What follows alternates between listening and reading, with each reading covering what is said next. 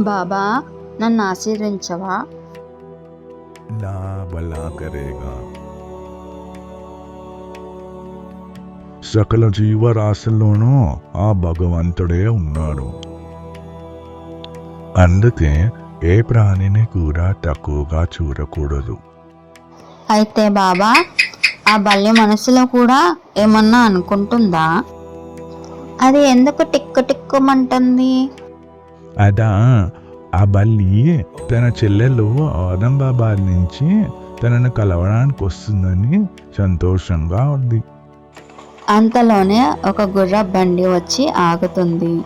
ఆ గుర్ర బండి వాడు గుర్రం ఆకలితో ఉందని ఒక ఖాళీ సంచిని దులుపగా ఒక బల్లె కింద పడి మసీదులోనికి వెళ్తుంది.